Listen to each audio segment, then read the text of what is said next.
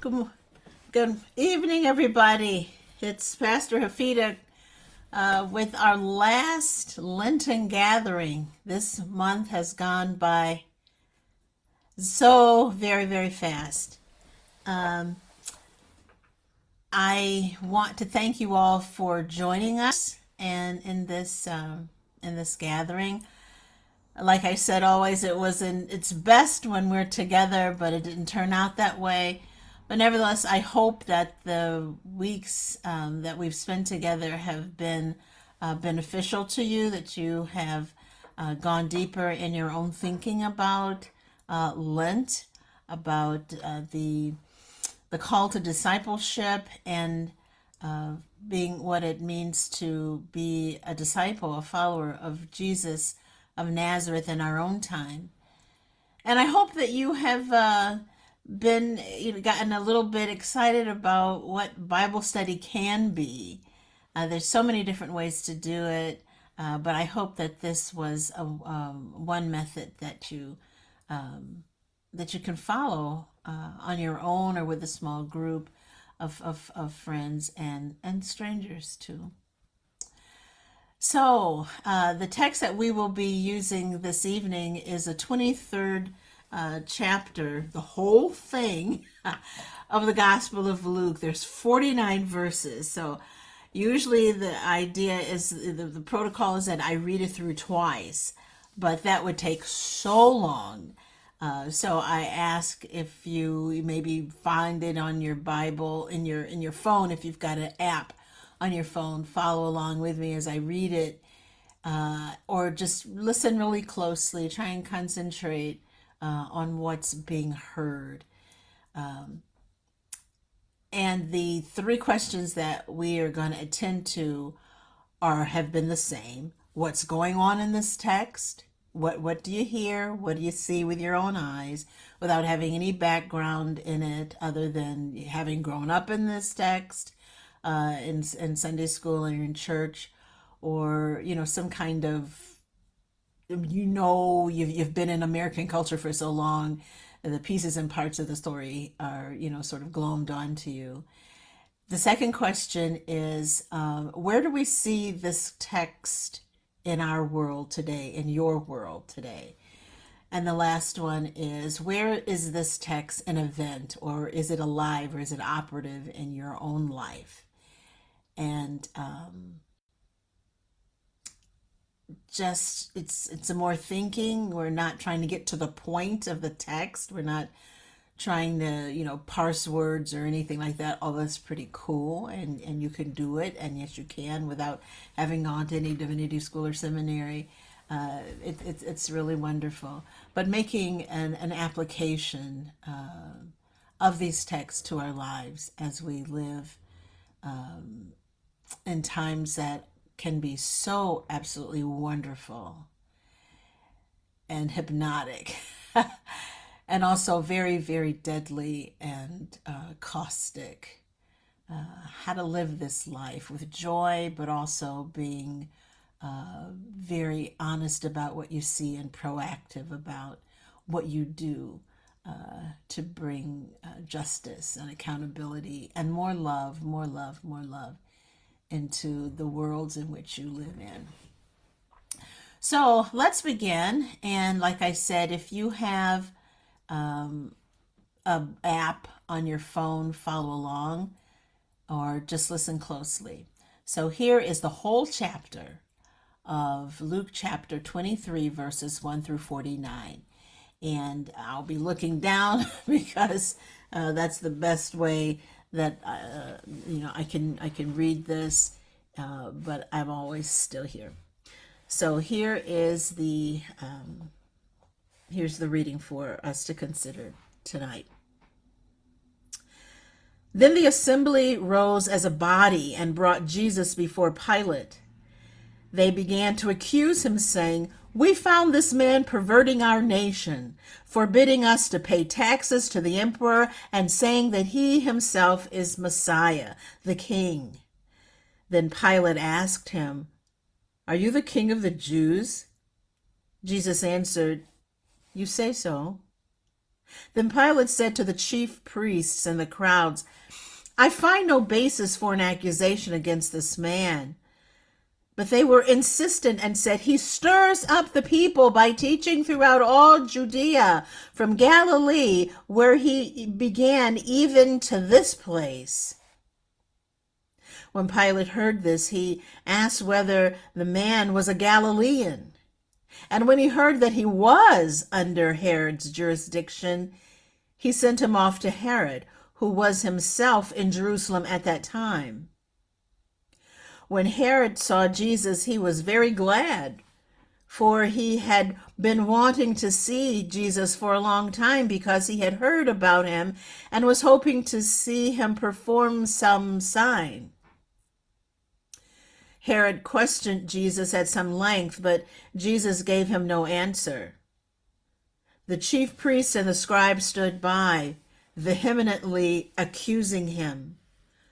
When Herod with his soldiers even Herod and his soldiers treated him with contempt and mocked him.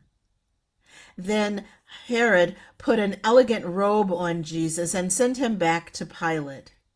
That same day, Herod and Pilate became friends with each other because they had been enemies.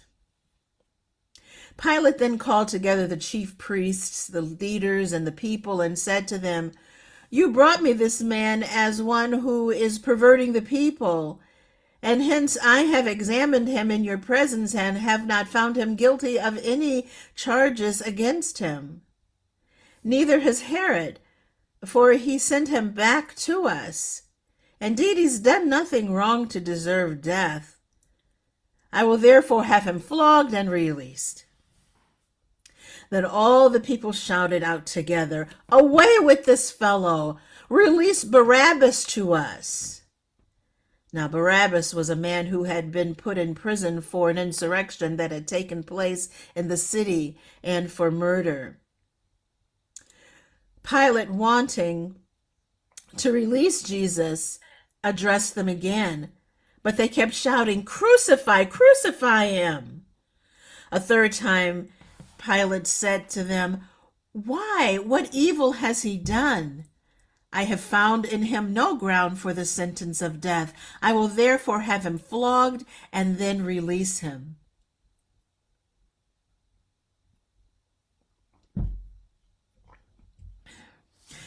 But they kept urgently demanding with loud shouts that he should be crucified, and their voices prevailed. So Pilate gave his verdict with their demand that their demand should be granted. He released the man they asked for, Barabbas, the one who had been put in prison for insurrection and murder, and he handed over Jesus as they had wished. As they led him away, Jesus, they seized a man, Simon of Cyrene, who was coming from the country, and they laid the cross on him and made him carry it behind Jesus. A great number of people followed him, and among them were women who were beating their breasts and wailing for him. But Jesus turned to them and said, Daughter of Jerusalem, do not weep for me, but weep for yourselves and for your children. For the days are surely coming when they will say, Blessed are the barren, and the wombs that never bore, and the breasts that never nursed. Then they will begin to say to the mountains, Fall on us, and to the hills, Cover us. If they do this when the wood is green, what will happen when it is dry? Two others also were criminals were led away to be put to death with Jesus. When they came to the place that is called the Skull, they crucified Jesus there with the criminals, one on his right and the other on his left. Then Jesus said, Father, forgive them, for they do not know what they are doing. And they cast lots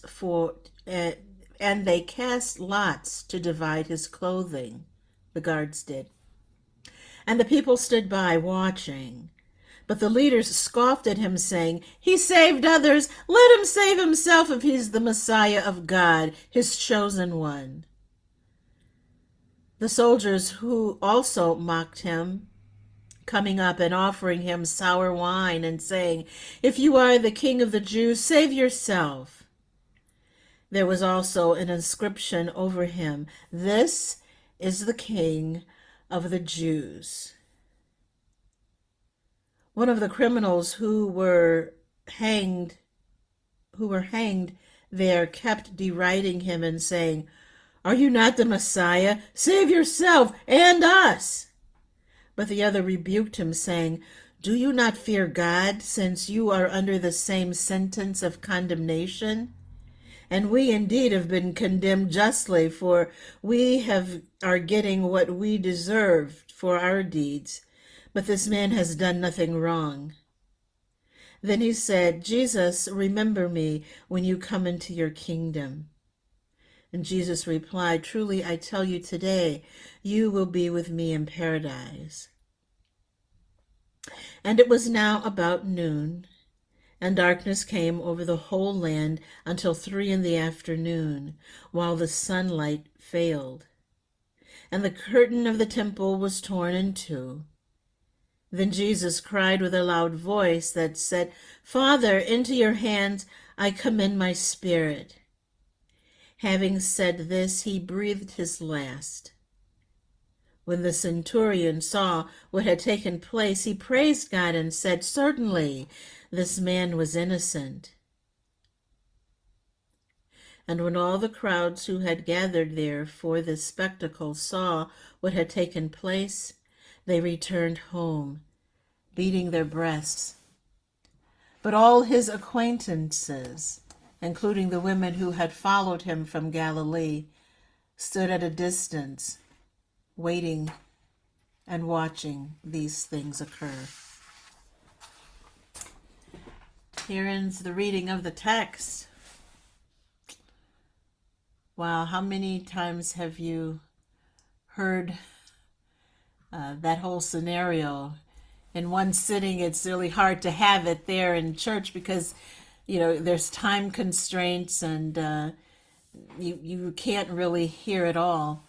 But you've heard it there. So let's sort of back up and talk about what came before.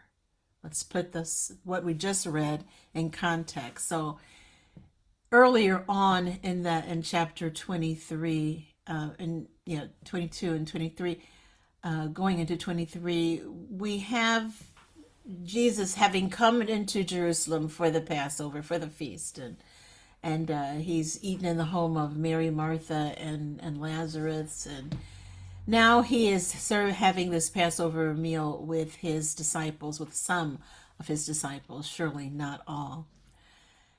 And in that meal, you know from experience that he moves from having the Passover meal to holding what we call communion. For them, it wasn't communion. It was just a parting meal, a simple meal, something that he brought to an act to share with his friends and give him some words, because the pressure had been mounting and he knew that you can only talk so much and you can only accuse so much before people start to get irritated with what you say, and if they have enough power to try and quiet you, to silence you. So Jesus is having the Passover meal with his friends, some of his friends, and he's also sharing this last meal with them, last parting words. During that meal, he lays an accusation of betrayal, and we know who that is from who he has in mind, but doesn't say it outright. Judas Iscariot, son of Iscariot. And then we have Simon Peter, who makes his confession of absolute loyalty down to the end. You can't discount me. You can count on me, Jesus. And then we have Jesus, his accusation that Simon indeed would deny, even though Simon is making this heartfelt plea that he wouldn't deny Jesus. And then we have the meal concluded, and they go out to the Mount of Olives, Jesus and a number of the disciples, and they stop to pray. And pray, maybe it was, evening time prayer. And, this is where a lot of people gathered. And so he's praying, and the disciples are someplace else. Jesus goes off and starts to pray alone. And other texts, other of the Gospels, the snapshots there are, Jesus comes back after his own prayer, and he finds some of the disciples asleep. That's not included here in this text, but he he comes back from prayer, and all of a sudden, he's besieged upon by some Roman officers, and there is Judas, and he's eventually arrested, and he's taken to the high priest Caiaphas. Peter follows in a distance, not making any noise, not saying anything, not trying to intervene, not trying to interject and bring some information there. He's just standing back. Also, Peter is noticed by a servant girl, and you can probably from other times, having heard the first part of this text, that he identifies him a couple times, twice in fact, and the third time that she says, "Yes, you were with him. I'm pretty sure you know him," and that's when we hear the cock crows.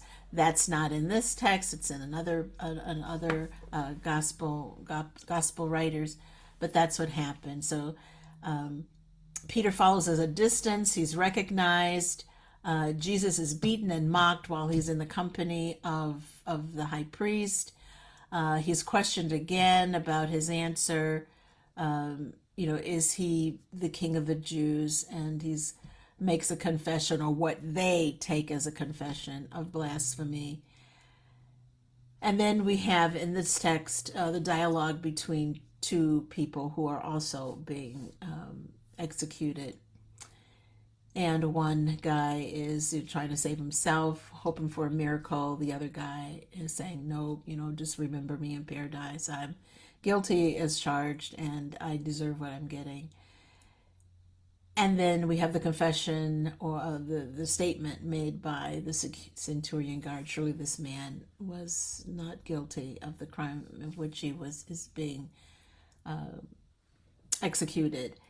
And then again, we have Jesus's friends following and standing quietly, silently by, and then moving away to go home.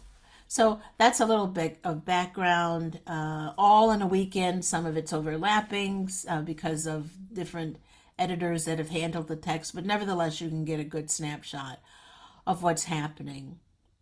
So what I'm seeing in this text is, yes, the Roman governor Pontius Pilate, who is not a Jew, but an ethnic Roman.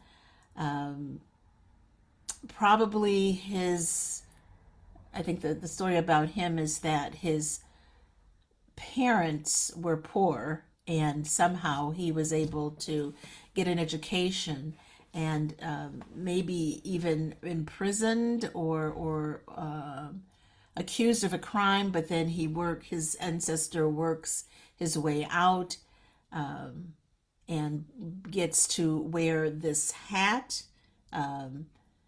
called the Phrygian hat, which leads us to believe maybe that, Pontius Pilate was from the area of Phrygia. We don't know, but nevertheless, we have Pilate, who's the Roman governor. Things stop with him. He's there. He was installed there by the Roman government to keep in this area of Galilee and the Jordan Valley region.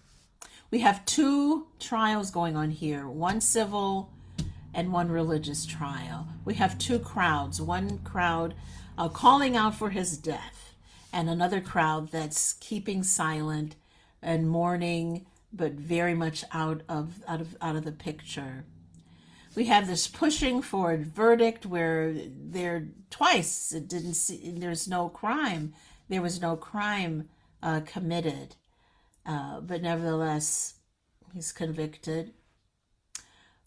We see Pilate in all of this. I see Pilate in all this as a deeply convicted and conflicted, excuse me, a deeply conflicted person.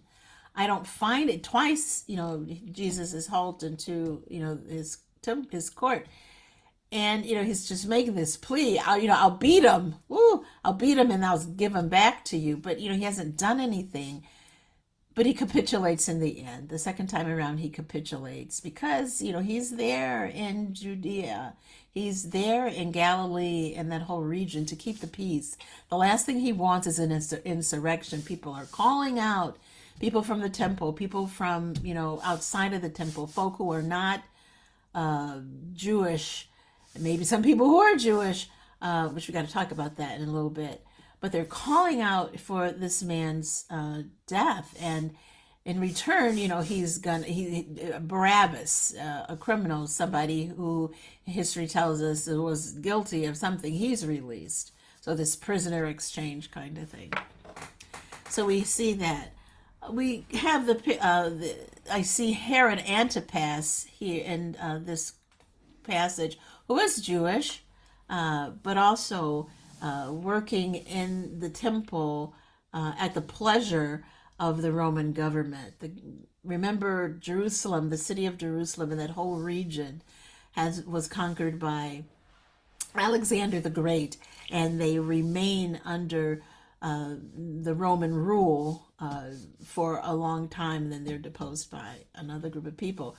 But the temple and the civil, it's all one. They're all hand in glove.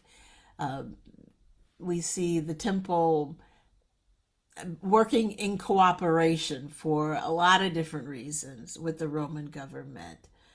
And in short, sort of taking some of its cues from the Roman government, the government wanting to keep peace, but also knowing, that they just want to keep it quiet, that religious stuff, keep it over there to yourself. We're the ones really in charge. Like that is what Herod was supposed to be doing. Herod, not the great, that was his, Herod Antipas is the one that we're talking about. So that's what I see. A frenzied crowd, a perplexed governor, a disapproving and contemptuous priest. I see the release of Barabbas, another man who was lobbying for insurrection and murder, but who knows this full story? We don't have the court records, and the people who write history, as you know, sometimes maybe you've heard that saying, the winners are the people who wrote history. The conquerors are the ones who write history. What really happened, and another perspective is not privy to us, and sometimes it's rewritten so that some voices are rubbed out, names and facts and dates are changed, and it's presented to the hearers, the readers, in another way, not the most truthful of ways. And the last thing I see is this matter of Simon of Cyrene, who's pulled to alongside Jesus to carry the cross on the way to Golgotha. That's a story in itself, and what all that means. All kinds of theologies and historical stories, not historical stories, but religious lore has been written around Simon, this person who carries the cross. We'll talk about that in a little bit.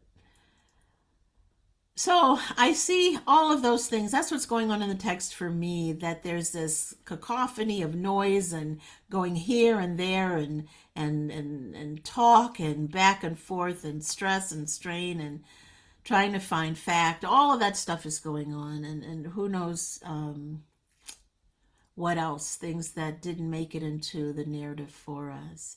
But a stressful time nonetheless. We know how this ends. Jesus is put to death, and his disciples for a while go into hiding because they're afraid, particularly after there's the call that he's been resurrected, or the grave that he was buried in is empty. So we'll move on to the next question as we sort of contemplate all of that goings on, and what it means and what it may not necessarily mean, and how what truth we can pull from that for our own day and time. So I think question 2 really gets to the point of that. But before, I just thought of something before we move to the next point. A lot of us, maybe you, maybe not, have grown up in a Christian religious community where there is a lot of hatred and anti-Semitic things said, blaming the Jews for Jesus' death, and that's the reason why nobody, they have gotten so much, they've endured so much torment and terror down through the centuries, that they brought this on themselves. I do not hold to that.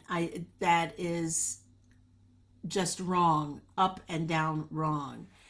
And there are other theologies that are out there where the Jews and their oppression is helpful or a needful piece in the theology that some Christian communities have. That when there's a great war in the Middle East, and the Jews are killed, and all of this, and it's inaugurated, and then Jesus will come back. I mean, it's just like they're looking at people as pawns.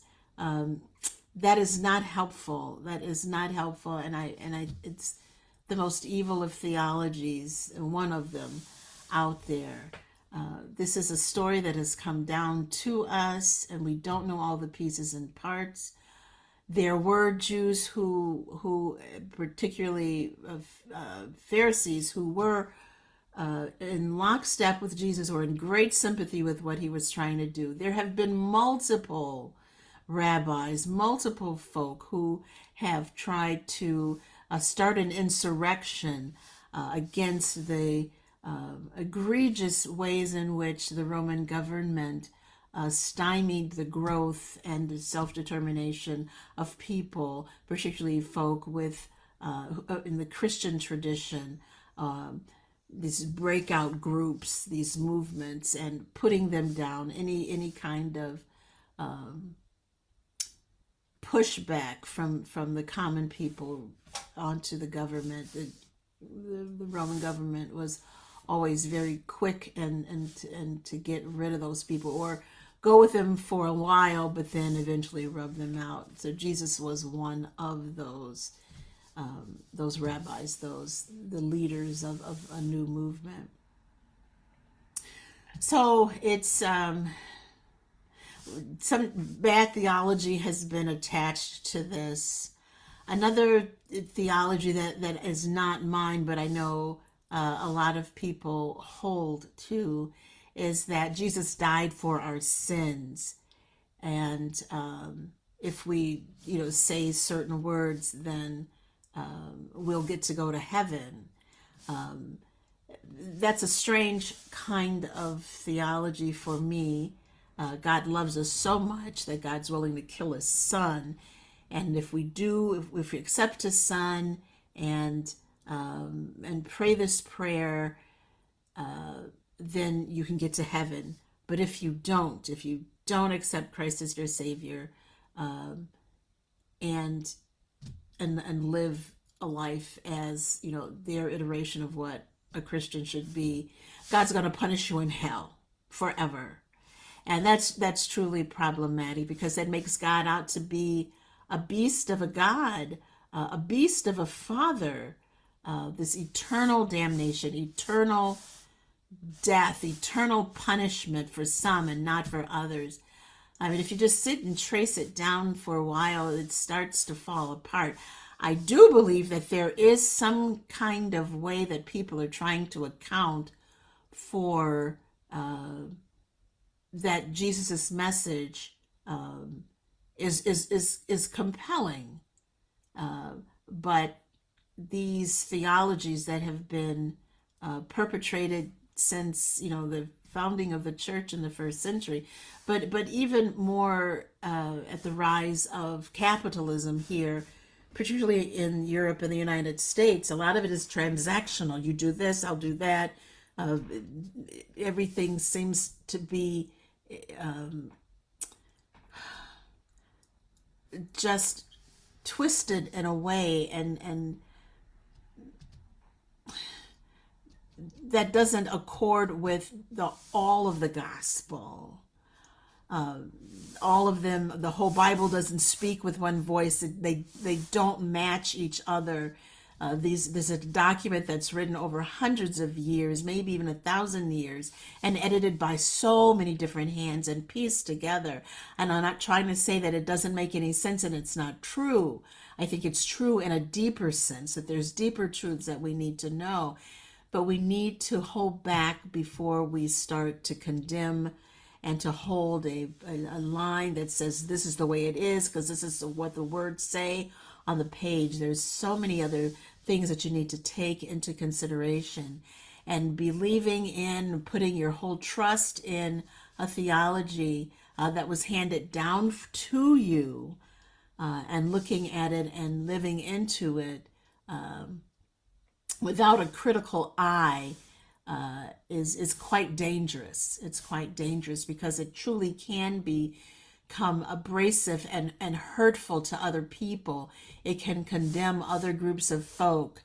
It can turn into a very nasty, vindictive, uncaring, capitalist way of seeing Christianity, of a way of casting Jesus and what he was all about. And we talked about this, in Palm Sunday, about might is right, and flash and dash and power and all of that, as opposed to a way that's all against that. Not uncaring about people's hurts, not uncaring about injustice, but another way to comport ourselves as individuals, as a group, on how to be light and salt and folk of justice in the world. So there's so many different things going on in this text that we could tease out and talk about. But that's some things that I see about the text on its face, and then in our own long history of different camps within the Christian tradition of understanding what salvation is and what damnation is, and how that factors into anybody's theology that has a theology of damnation and lostness, and all of those things. So let's quickly move to the second question. Where do we see this text of a trial at Jesus' time, where there were no such things as jails? You were under house arrest with guards who were standing, in vicinity of your home or where you lived, or people watching out to see if you left or who was coming and who was bringing what to your home. So Jesus was, anytime you see, particularly in the epistles, house arrest anywhere here in the Bible, there were no prisons like we have them now, which is really instructive for sharing what I see in the second part, second question of here. But Jesus was under house arrest if he had been arrested, but he went straight to the courts to be tried and convicted. But where I see people who find themselves in the court system, in the U.S. justice system, period, is in the U.S. justice system. I find people who are on trial there, people who may end up there. I see people in our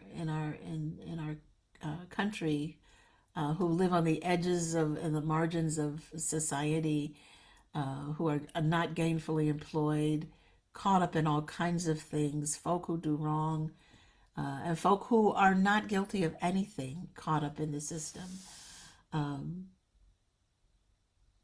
If you have a good lawyer, of which Jesus did not, imagine yourselves pleading your own case in a court of law here. Good luck with that. If you have enough money and a good lawyer, you can get your way out, or chances are things will turn out differently for you. Hopefully they will. But we hope that for anybody. We have two justice systems. We truly do see those who have money, those who don't, those who have privileges of all kinds. I know you've heard of critical race theory, of how race does play a part in the meting out of justice in our system here in the United States.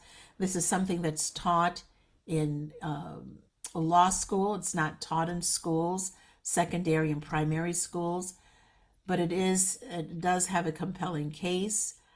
Race does play a factor in who goes to jail and for how long, and whose body is able to move through, or has been able to move through, the United States over the years since its founding, since before its founding, the making of race.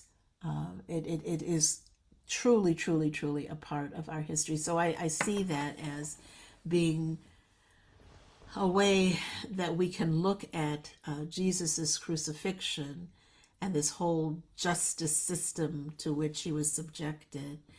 We can look at, bail, who gets to make bail and pre-trial detention, public defenders, folk who work hard and who have so many people, so many cases to look at. Just try and wrap your head around that. The proliferation of the numbers of jails and prisons and detention centers in our country is just phenomenal. It's an $80 billion business.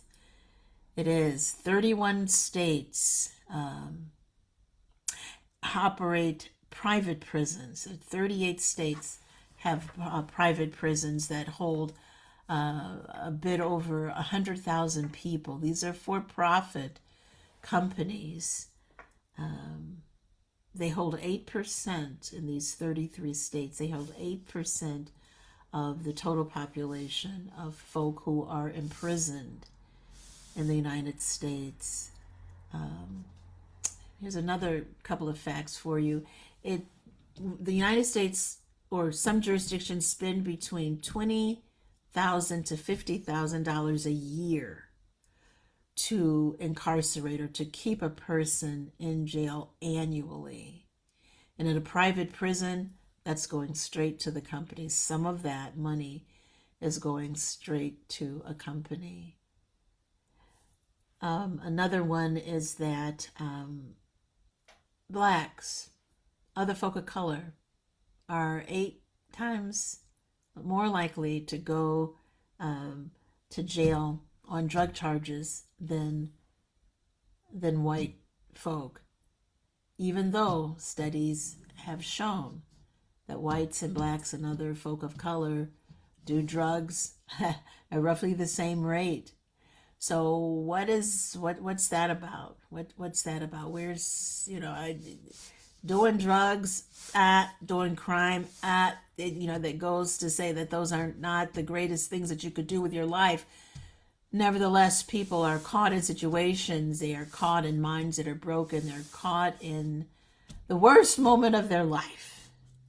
and they have to, make an account for it, or nothing has happened. They've committed no crime, yet and still, they're caught up in this system. And before I move on to the next point, after prison, there's parole for so many years. So when are you done with serving your crime? You're still incarcerated in a way. You're not behind the jail. You're not in prison, in a detention center, but you have your movements are quite delimited, and you have to be accountable to where you are, even though you've paid your debt to society with your time of being separated from society, the wider society. So a whole industry is built up around the U.S. justice system. Another place where I see this text is in immigration, our immigration system. Who has the right to come here? Who has the right to be here? Who has, are afforded the right to or the pleasure of coming in, and under what circumstances? Despite making up close to 5% of the global population, never mind about that piece to it, but people coming over from different countries seeking asylum, and they're caught up in these systems that injure real bodies, real families, real communities in a way. People coming over looking for shelter and safety because they're being pursued and are asked to do things that they know that are not right. People coming over looking for a new life, a new start, because it's untenable in their own place. Now I know people are saying, yes, there's a way to come in, there's the way to do that. But if we think about, how all the other folk in the United States got here, white folk who identify as white, no, that's you came over and there were folk already here, and we like to think that everything was fine, and there was a sharing of the land and a camaraderie that was being had, and that is not the case. That's not the case at all. All of us are sitting on unceded territory that was occupied by Native American communities, Native American tribes, and we need to acknowledge that. Yeah, your ancestors may have come over from Germany or Italy or some other place, but this is and they worked very hard and made a home for themselves and a legacy for themselves, but the land belonged to other folk first, and it was never ceded. It was taken away, and lives were lost, and bodies were wounded and taken to make space for other people. So it's very complicated. It's very maddening. It's all of that stuff, yes. But when you look at it through the lens of access and being heard, and who gets to make decisions of right and wrong, that's all here in this story of Jesus and his death. Of having his day in court as if he asked for one, but of being accused of things. All of us seem to be accused of something at some point, and all of us have much to account for. But where do we see some people? It seems to be that some people are their faces are in the target more than others. And why that seems to be the case is topic for a topic for another time. I see a lot of crowds when we talk about the U.S. justice system and the immigration system. I see modern day militia groups. I see anti immigrant groups, angry people who have grievances to lay, wanting questions, and they want things to turn around and turn in their favor and have it that one way. I see the Church of Jesus Christ as one part of the other crowd, of congregations, of individuals, of being silent, but also of being quite vocal and being part of this group that's calling out for some kind of strange justice.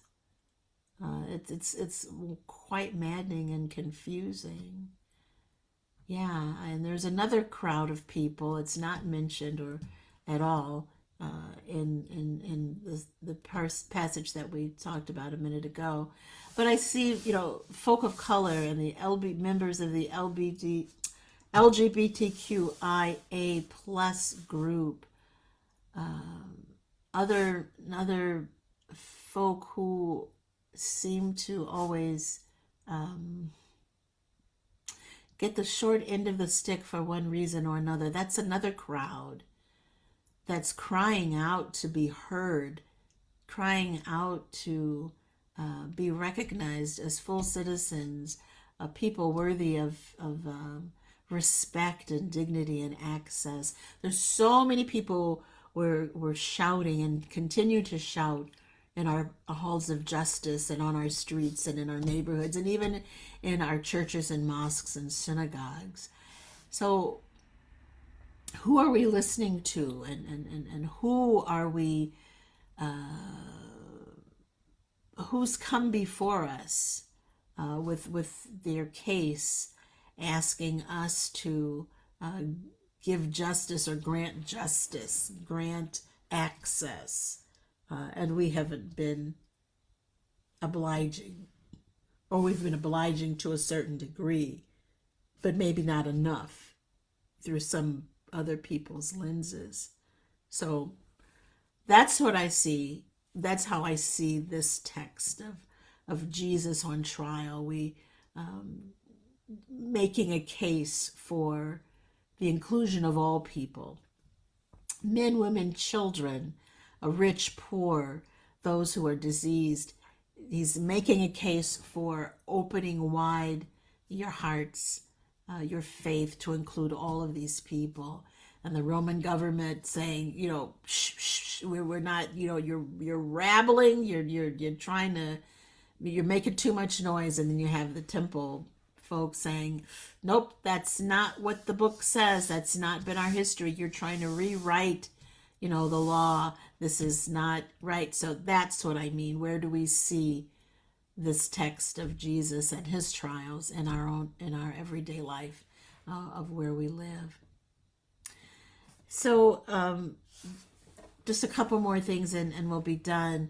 Who is Pilate? If you take a minute, when we're done or sometimes before the week is out, who is Pilate? Who is Pilate? And his situation, he had Jesus brought to him and other people too, to make a judgment. And he seems to be, perplexed, but also stuck in the middle of making a decision, one that he didn't, abide by or couldn't make in the beginning. But later on, he caved into pressure, and then he did. He signed a man's death warrant. And how do you live that down? And then we have Herod. Who in the world is Herod? He mocked. He was part of the court, or temple court, who's mocking Jesus, wanted to see Jesus make some sign, or almost sort of sounds like it says wanted to see him do some magic tricks. And Jesus is standing there not saying anything, except you say so. And then Herod participates in this and this mockery, this beating, or he allows it to happen. Jesus being beat and just mocked and all of that, and then puts this purple robe on him and hauls him back to Pilate. So not a good guy, not a sensitive man. So who's Pilate in your world, in our world, the world that we share? Who's Herod in our world? And who are the other people besides Pilate who may be caught in the middle? You hear this group crying out over here, and maybe they've got a point. And then you hear another group crying out, maybe they have a point. And this group over here, and maybe they have a point, or they don't have a point, and they don't have a point, but these people do. So how do you make your decision? How do you hear people? Because life is always changing, and people's truths are always emerging about themselves, about how they see their future, communities, how they want their community to stay, how people want their country to stay, the lengths that they will go to keep our country in a way that they feel that it should be, or a home, or a school, or a church, a mosque, a synagogue, a job, a place of employment. Yeah, maybe if you can easily remove Pilate and Herod Antipas out of the religious realm and put them, in other places, or switch them around. Put Pilate in a religious community, and Herod in a non-religious community. Because we all take our faith into our jobs, maybe some not as overtly as others, or it just stays in our head. So just play with that. Who is Herod in this world? Who are the Herods in this world? Who are the Herod Antipases of this world? And who are the people in the middle, making the judgment? They are not necessarily caught in the crosshairs like other people are, although I think we all are under some kind of scrutiny, and we just don't realize it. But who are those people in the middle who can stand as a node for a greater hearing for other people, access for some people, and they don't know which way to go. They don't know which way to choose because they have the whisperings of tradition and family and close culture on this side, and then they have the whisperings of the church on this side, depending on how locked up the church is in doing justice, and Jesus's way of seeking justice and inclusion. So you have all of these people, these folks caught in the middle, not trying to know how to come down, how to make a good judgment. Who are those people, and where are they? And the last question, just some questions I had. How are you, Pilate? How have you been pressed to declare somebody or some group guilty? Have you had all of the evidence, all of the material to make a good choice?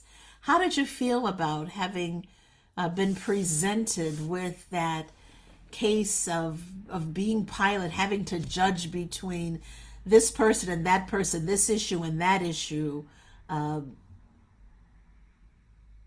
did that work for you? Where did you find yourself? What surprised yourself? What surprised you about yourself being in that position and making the decision that you made?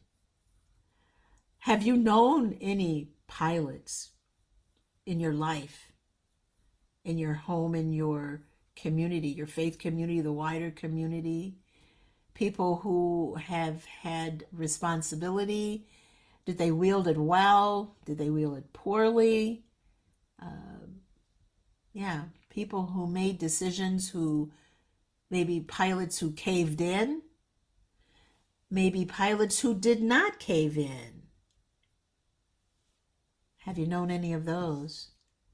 Have you ever been caught in the middle of a contentious issue or argument? How did you get out of it? How did you navigate your way into that? It doesn't have to do with religion or anything like that, but since this is a religious community that we're gathering in, how did you fare in that? And yeah, how did you get yourself through that? Did you what gave you clarity? What did you gravitate to make a good decision? Think about that. Here's another question. Have there been times when you have been crucified, that you have been put to death or pilloried or ostracized, shunned because of a belief that you've had, a stance that you took, a friend that you had, or an enemy, someone you didn't make an enemy, or someone you did make an enemy of an issue that maybe the people thought that you decided wrongly on that, or you're on the wrong side of that, and you've been crucified. Has that ever happened to you? To stand for something or stand against something, depending on who do you listen to? Who do you take your cues from? Who's shouting for your execution?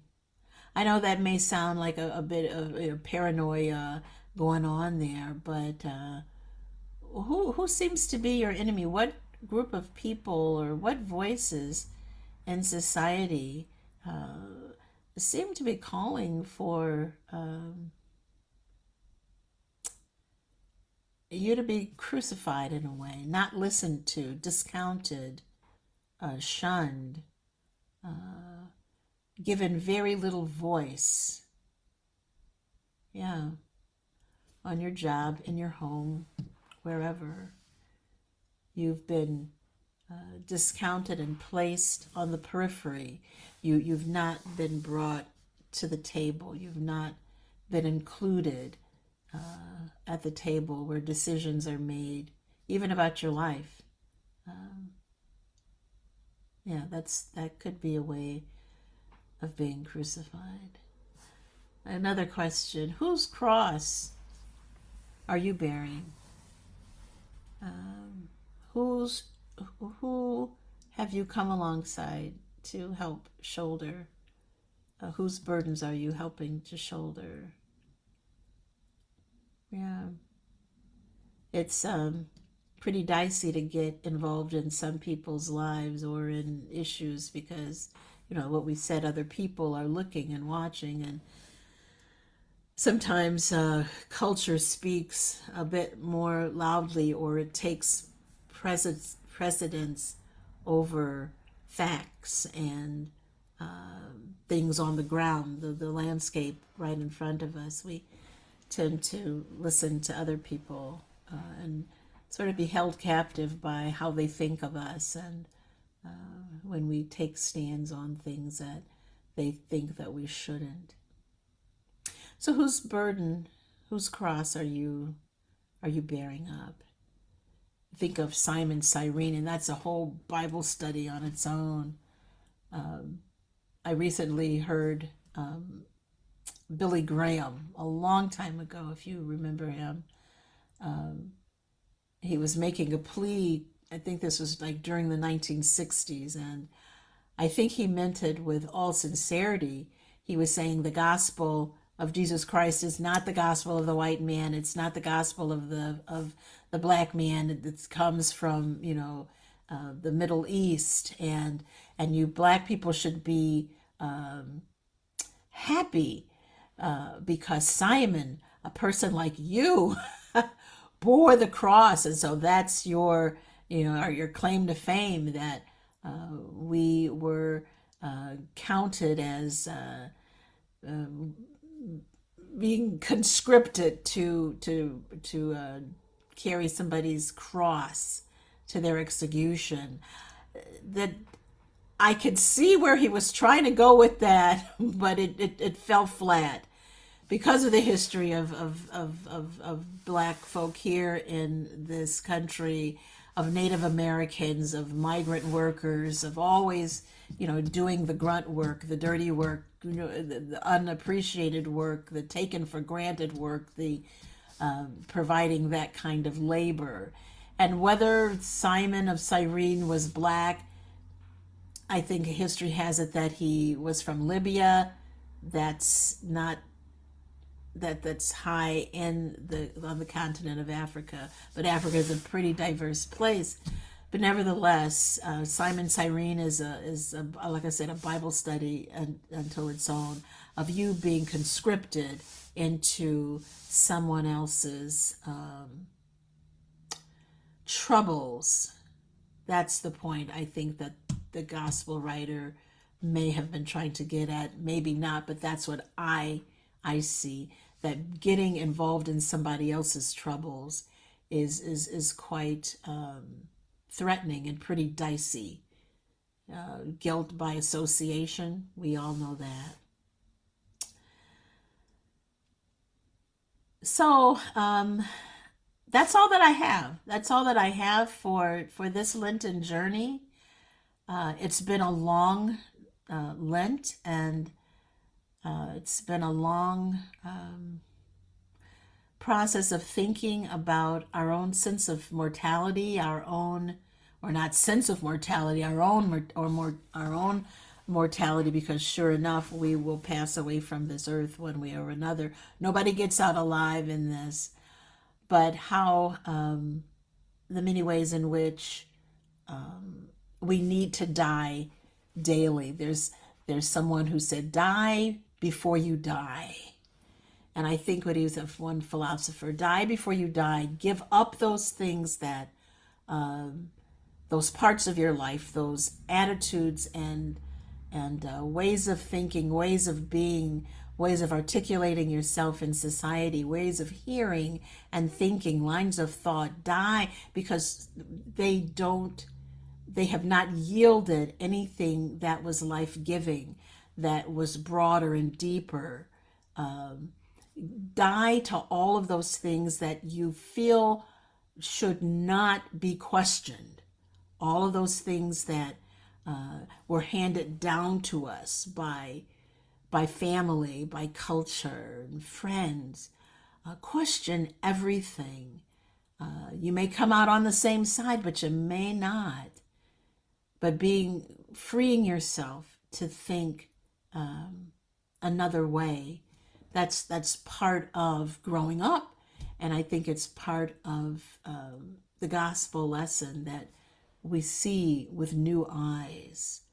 We see that things are always infinitely more complicated than we make them out to be, but there are straighter paths. There are more durable lines of thinking, more sustainable ways of speaking and doing and being than what we sometimes think. So I bid you a good rest of the Lent as we move into Maundy Thursday, Good Friday, Holy Saturday, and then Easter Sunday. May your souls be enriched as you have thought about these Lenten gatherings, of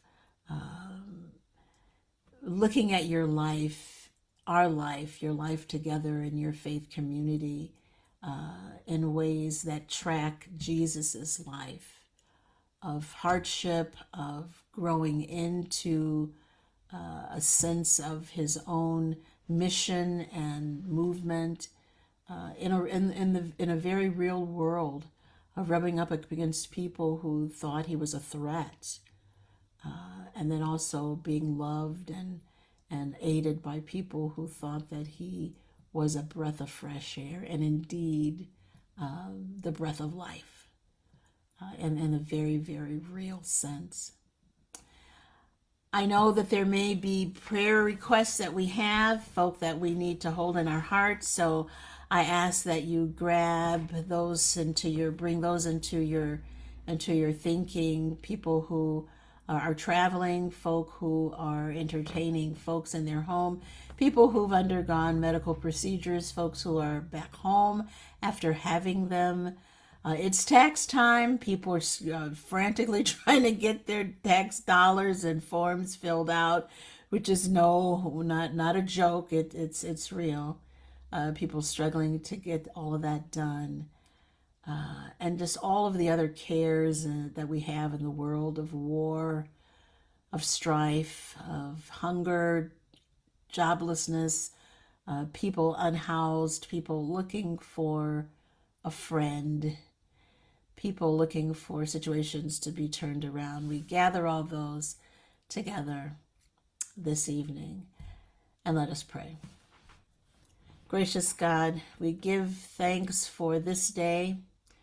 We thank you for all that was in it, that was good and refreshing and easy, things that made us laugh, things that enlightened us. And we also turn over to you all of the things that were hard and distressing and ugly and problematic. We give all those to you, and we ask that you transform them into things that can be redeemed, words taken back, apologies made, a second start, clarity given in decisions and decision making, where friends are reunited or the way to friendship seems to be a little bit more doable, and where justice is done and accountability had. We ask this evening as we relax and get ready for bed that you will give us a good night's rest. Keep our homes and those in them under your care, and help us tomorrow to rise to meet the wonderful responsibilities and challenges and joys of a new day. We place our lives and all that we have in your hands because they are indeed yours. We ask this in the name of the risen Christ. Amen. So friends, I say thanks for being here, and I hope to see you sometime soon on Facebook or some other platform. So have a good night and have a good Easter. Take care.